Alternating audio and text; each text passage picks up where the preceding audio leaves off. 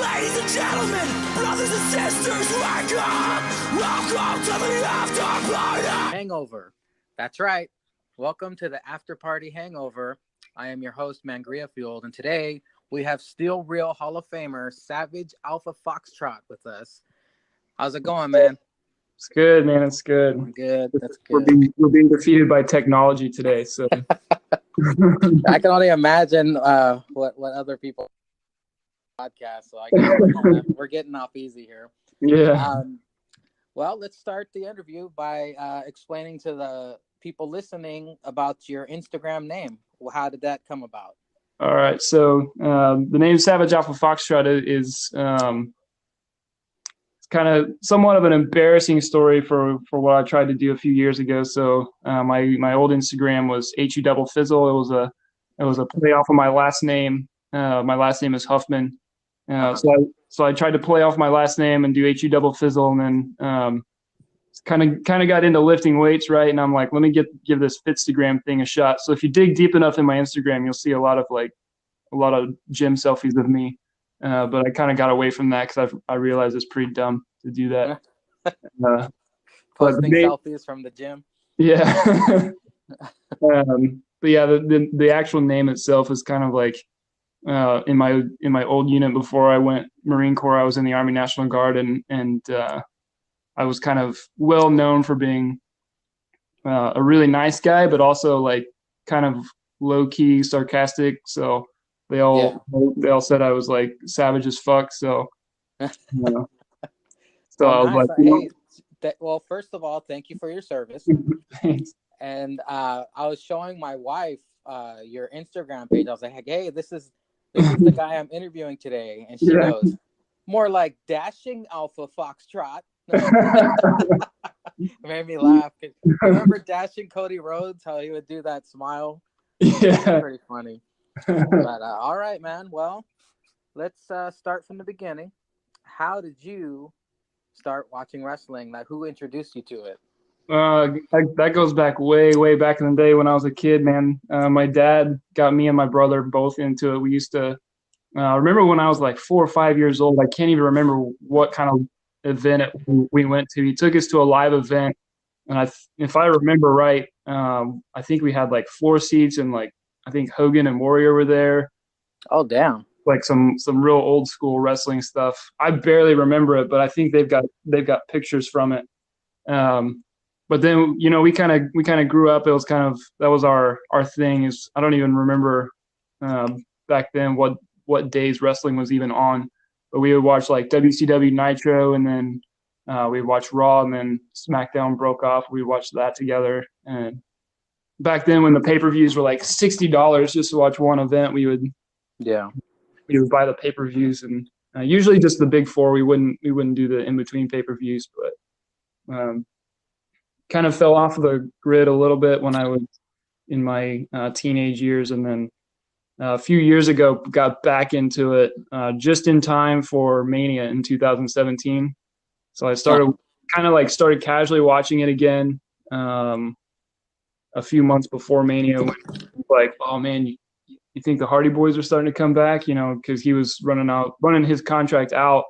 Oh, that's right. So you're the WrestleMania that got you back into it was the Hardy's surprise appearance? Yeah, man. I think everybody around the world popped for that shit, man. Like, I got goosebumps sitting there watching that. And I watched it by myself at my house. My wife was upstairs in the bedroom. I don't even remember what she was doing, but it was about, I think, 3 weeks. So SmackDown had come through my town, and my parents were actually in town coincidentally. So I bought tickets for my dad and I to go. So we actually went to a live SmackDown a few weeks before Mania. And I bought Warrior armbands and tassels, so I wore those to SmackDown, which was fine. That wasn't weird at all. But what the weird part is on Mania night, I'm by myself wearing a tank top with Warrior bands and my Warrior tassels, like doing laps around my house, like fist pump. You put the costume on, man. You became and I remember it vividly. I'm sitting on my couch, and my wife is sitting next to me, and she's like, "Why are you being so weird right now?" The New Day comes out, and they're like, "This match has turned into a fatal 4-way," And I look at her and I'm like, you don't understand what's about to happen. And the Hardy Boys theme hit, and I like jumped out of the chair. I'm like doing freaking cartwheels in the living room. It was wild. Did you do 3 more laps in your Warrior bands around the couch? Oh my God, it was a wild night, man. Well, that's cool, man. That's cool.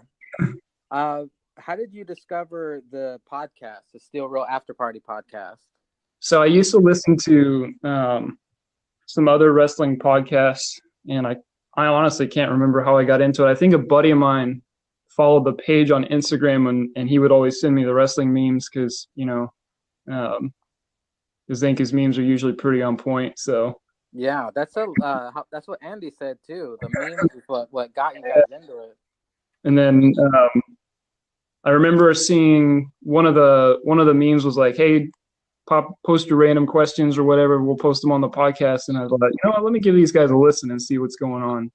But I got into it on the after party stage. I didn't know about the Still Real Radio and all that. So yeah, I think I started listening like maybe a year or so ago. When you answered when you asked the question on Instagram, did you already have one in mind, or did it take you a while to think of it? And how do you come up with your regular questions that you put every other week on the podcast page? So usually I try to think of something like particularly heinous to try to make them think, but also kind of gross them out a little bit. Yeah. And then there for a while, I tried to go like stoner philosophical stuff, and then, you know, why don't Jake talks shit on me. Ever fit? Yeah, Jake's words cut me deep, man. So I stopped doing that, and I went back to my old antics. But that was a funny one. I think I saw that one on a movie or something once. Do you have a favorite moment, like from the past year or so of listening to the podcast? Not to really toot my own horn, but probably my favorite is when I brought the Decent Podcast hashtag up. That's right. That was you. Oh shit! So, you are the decent man. Awesome. Wow, I forgot about that. Yeah, for like 2 or 3 weeks, they were reading the questions off, and everybody was like sucking their dicks and being like, "Great podcast, I love your shit. You know, you guys are great." Yeah. And I'm like, so I remember the question. My question was, "How much you bench?" And then I put hashtag Decent Podcast. There's the savage. That's the savage part coming in. But you know, I gotta bring him back down to reality. You know? All right, man. You gotta humble him sometimes. Damn, that was funny, dude. You got the shirt too. Did you get to order the shirt? No, I didn't get a chance to get the shirt. But that's awesome, man. And that's when I knew that the guys, you can tell the guys read the questions live and they don't read them ahead, which actually makes it more fun. Yeah. He got through my question and then just completely started corpsing. He was like, "I can't get through this." And he read the hashtag. That's funny, man. Jeez. So you've been a wrestling fan most of your life. Do you have any favorite theme music that you play when you work out, or just your all-time favorite theme song? Yeah, so Warriors also obviously always got a special place in my heart. Yes. His theme, but I actually had for the longest time I actually had a YouTube playlist called Gym Warm Up. And it was Shinsuke, followed by, I think, the Hardy Boys. And then I can't remember who else I had on there, but I had like 4 or 5 wrestling theme songs. Do you like the Hardy Boys original theme, or do you like the one Jeff Hardy had with the lyrics in it? I'm more of a fan of the original one myself. The classic. Yeah. Yeah. They've used that song on commercials. It's weird. I've heard the Hardy Boys music advertised for like motocross coming to town and shit. And I mean, they're Team Extreme, man. What do you expect? I guess so. They own that moniker now. They're the Extreme. So you have Warrior, Shinsuke, Hardy Boys theme songs, but how about your favorite superstar of all time? It's got to be Warrior, man. Warrior, all right. Cool. Did you have a favorite match of his? Was it the WrestleMania match, or is it a Warrior match, or is it somebody else? If I remember right, I think it was I don't remember which pay-per-view it was. I think it was Savage and Warrior. Those guys had a match way back in the day. Man, you know what? That sounds like a SummerSlam. Yeah. I got to do my homework more on that. But you know, I'm gonna be upfront with you. I'm a super casual wrestling fan, so like, I'm what you might call that's cool. I mean, the podcast brings all kinds of fans together, and it's neat. It's pretty cool getting to know all of you guys. So, like, I usually, I'm lucky if I even get to watch Raw and SmackDown. I get most of my updates from the podcast. To be honest. Well, shit. Sometimes I would rather listen to the podcast and sit through some of those Monday Night Raws. Yeah, Raw's been picking up though, man. Heyman, I think. Yeah, thank God, finally. Work. When you were growing up, did you try any of the WWE video games? Yeah, but I don't remember what the names of them were. The Nintendo 64 ones were No Mercy, WWE WrestleMania 2000, and I think Sega Saturn had like In Your House. Okay. And the NES games were just like generic WrestleMania. Yeah, so we had the SNES and we had the original PlayStation. So that's what we would me and my brother would play on, and basically just beat the shit out of each other in the game, and then beat the shit out of each other in real life. Who won? We put each other in mini, a sharpshooter, and figure fours. I've been powerbombed on a couch more times than I can count. Wasn't that the funnest growing up, just wrestling, getting random moves? Like I rock bottomed my friend in a swimming pool one time. It was pretty funny. Oh yeah. And if you had a buddy with a trampoline, you guys have like WrestleMania basically. You could be one of the Hardy Boys. Yeah. I think that's how they started out. But, probably. Wouldn't surprise me. Okay, let's see. King of the Ring is coming up. Do you recall any of the King of the Ring tournaments? Like, did you have a favorite King of the Ring? If I remember right, I believe Austin 316 was born out of the King of the Ring, wasn't it? That's right, 1996. He defeated Jake the Snake, and then he gave his famous speech. Yeah. That was a good one. I love Kurt Angle when he got his in the year 2000. Yeah, I'm glad they're bringing that back. Yeah. What sucks, though, is they don't do the whole tournament in the same night like they used to back in the day. Yeah. But, I mean, it's still cool to watch. Last interview I did with Andy, I failed to mention I'm starting my own crumb-offs. Oh, God. But this time it's a finishing move crumb-offs. Okay. So what are your two favorite finishing moves that I can add to the brackets? Two favorite finishing moves. Okay. So one of them, obviously, I think one of my favorites is Shinsuke's Kinshasa. Nice. Hell yeah. It's just a straight knee to the guy's face. It looks really brutal. I don't see how people don't get knocked out cold from that shit. Yeah. But it's all kayfabe, but you know what I mean. Oh yeah, of course. But the other one, shout out to that wrestling guy. My other favorite finisher has got to be the End of Days, man. Oh shit! There we go, stirring up trouble. Okay. I think it just looks cool, man. Cause he like catches a guy and then just flips them over on their face. Like he fucks up little guys with that move. Oh yeah. Okay, well, let me dig into my little crappy bag of Instagram questions and ask you one of the questions I've asked the guys. Okay, your Instagram question is, you get to eat cereal and milk out of a chick's butt. Which chick, which cereal? All right, so I'm going to have to go Frosted Flakes out of Alexa Bliss. Oh, shit, there you go. I have a feeling that would have been Jake's answer as well. Probably. Well, let's get into the Still Real After Party previous episode, the Summer Sham Wow episode. Did you listen to it? Yeah, I did. I did get a chance to go through it. I thought it was funny that this podcast has introduced me to new vocabulary. Oh, every single Wednesday I learn a new word, man. Well, it started with crumbing.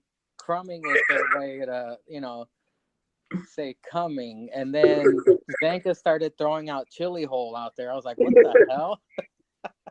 And then he started saying clapping cheeks. I'd clap that girl's cheeks.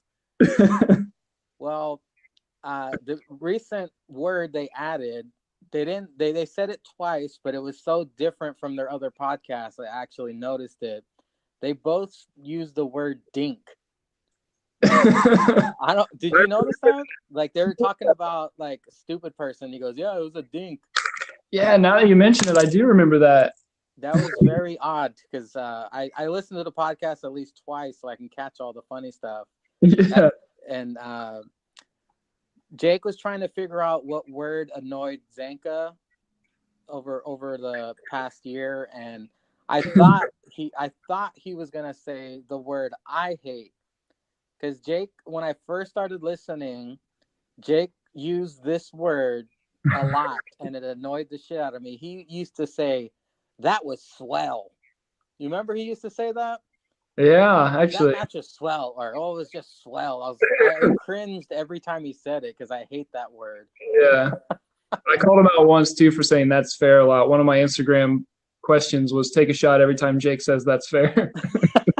Or now you're going to have to do it for 100%. And I remember Zanka used to bust Jake's chops because he kept saying, yeah, no. Yeah, no. But I noticed that Zanka starts saying it now. He said it a couple times during the podcast. Thought it was funny. Yeah. And they also discussed The Fiend ad nauseum, and were saying that The Fiend should only fight on pay-per-views, and I agree with that. I agree too. I think The Fiend should be kind of like similar to how they treat the Demon. Yes. Where they only bring him out every now and then. But yeah. Yep. I'm also curious to see what Firefly Funhouse Bray's wrestling style would be, because it couldn't be like Firefly Bray, but it can't be the Fiend Bray. You know what I mean? I'm wondering who they're gonna pick to beat him, because they got to keep him undefeated for a while. Yeah. Do you think they should use a current superstar to beat him, or should they bring someone new in to beat him? I think beating the Fiend would be a great way to get over. So I think an NXT call up would be great. I would love to see Pete Dunne do it, but he's so tiny. I don't think it's believable. Yeah. But yeah, I mean, having him come out in pay-per-views only, and then having Bray do the Firefly Funhouse during Raw and SmackDown is perfect. Yeah. It's a perfect way to preserve his character and make him more special. Yeah, even if he doesn't wrestle as Firefly Funhouse Bray, even if he even if we just get like the video packages and he comes out on pay-per-views and kicks ass and then goes back to his little funhouse shenanigans, that would still be fine with me. What are your thoughts on the mandible claw? Because I know the guys hate it, but what do you think? So I don't think it's that bad, but at the same time, like, it's not, in kayfabe sense, it's really not that devastating of a move. Like, you're sticking your hand in a dude's mouth and just pulling him to the ground. What I like about the mandible claw is that he's attacking the one part of your body you can't work out. Like, he's stuffing his dirty fingers under your tongue. Yeah, that's true. And then pressing up under your chin. I've never had that done to me, and I've never done that to anybody, not growing up or anything, but I can only imagine how nasty that must feel. Yeah. But seeing it on TV, I mean, it does look kind of creepy. It's a little bouncy. But, I mean, it gets the job done, I guess. And Finn Balor, he played, he sold it big time. So props to him. I think it worked. I think it worked for Mankind because he put that nasty sock on first. Yeah, so wrapped around the tooth. Yeah, right. And it's funny how Zanka's hate for Goldberg just makes him no sell anything, like the chop shop. Remember, he said he wasn't gonna sell it because he hated Goldberg's guts. You didn't hear him say "ow" or anything. He was just like, all you heard was and that's it. Also, when I was listening to the podcast this week, do you ever listen to podcasts and something funny is about to happen, so you have to go hide or something so people don't think you're insane? Or just laughing out of nowhere?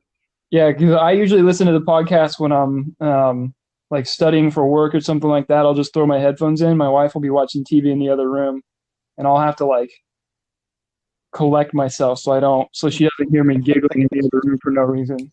Yeah, it's funny. I work around a bunch of teachers, and Zanko is talking. They started getting on Natty's case, and he goes, "Yeah, Natty's talking about her dead dad," and he said someone in the audience would go, "Good." I had to run to one of the classrooms because I was about to laugh so damn hard. And also, they covered 2 weird forms of pornography. They started talking about hentai porn, Oh God. which I'm guilty of buying a DVD of, not being able to wank off to it. So I gave it to my friend because for some reason, like all those hentai girls, the anime girls, they always scream like it just sounds wrong. And they're always being attacked by octopuses for some reason. And then they talked about midget porn. and I have seen midget porn, but it always looks like they're fucking a Chucky doll, so it's like it's not hot at all. Yeah. Have you experienced either hentai or midget porn, and do you have a story? Unfortunately, no. I've managed to somehow stay clear of those. You're sticking to good old American porn, right? Yeah. All right. Well, I got to give a special shout out to someone who made Jake turn heel during the question segment. I need to shout out Adam Hagen on Facebook. His Instagram tag is SticksAdam. He really pissed Jake off, and it was fun. It just kept getting funnier and funnier every time he got like more mad. He went back and forth too. He's like, "Oh, this guy's cool. No, fuck him. I'm mad at him." Yeah. He's not gonna let him co-host if Jake dies. And I gotta give his hashtag a shout out too. Linda's bubblegum bush big gay ice cream was pretty fucking funny. Jeez. I remember he got so mad about that. Yeah, that was funny. I don't even remember what the question was, but Jake got so mad. I don't remember what the question was because the hashtags were so funny. Sometimes I feel like sometimes the questions they've kind of like devolved into who has the funnier hashtags rather than it used to be who has the best question, and now it's like who has the funnier hashtags. Pretty much, it's a hashtag game now. I always I come up with my stupid questions like the day of. Yeah. And usually regret it immediately because I thought of something funnier, like right when I push send. Yeah. Jeez. Let's see what else we got here. Kings of the Ring. Yeah, that about covers it, man. Do you have anything you would like to add about the podcast that you noticed, or anything special about it? Not really. Just a shout out to those guys, man. I used to have a fairly long commute to work, and they basically made me giggle my way to work every single day, or at least once a week, But now I don't have much of a commute anymore, but I still listen. So shout out to those guys for giving me 1 to 2 hours of entertainment a week. Did you enjoy SummerSlam? I actually didn't get to watch it. I had to work, man. Oh shit. Yeah. So you had to catch it afterwards? Yeah. I actually I just caught up on the recap stuff because I'm also cheap. So I don't pay for the network. So usually when a big pay-per-view comes up and I want to catch it, I'll definitely not come up with a burner email and just sign up and shut it down. Nice. Jeez. That's funny. Well, do you have anything you'd like to plug? Do you have anything you want to make people aware of, or not really, man? Any favorite shows, or I've been binging Psych on Amazon TV. How is that? Is it really good, or is it? Oh my God, I think it started in 2007, but it's a really funny show, man. I think it went for 7 seasons. They're all on Amazon Prime TV, and even like all the jokes that they said in 2007, they're all still relevant now. It's just really well written and really funny. Is that the dude who pretends to be psychic? Yeah. Oh, okay. Have you checked out Always Sunny in Philadelphia? That's another show that I've not gotten into, but I know I've seen It's clips of it. pretty damn funny, dude. I've seen clips of it, and I know it's pretty funny. I haven't caught up with the current season, but I watched like the first 7 on Netflix. It was pretty fucking funny. Yeah, I'm Well, protesting Netflix right now because they keep raising the prices on me, man. So I had to shut my Netflix off too. oh geez. Now I just watch Amazon Prime TV.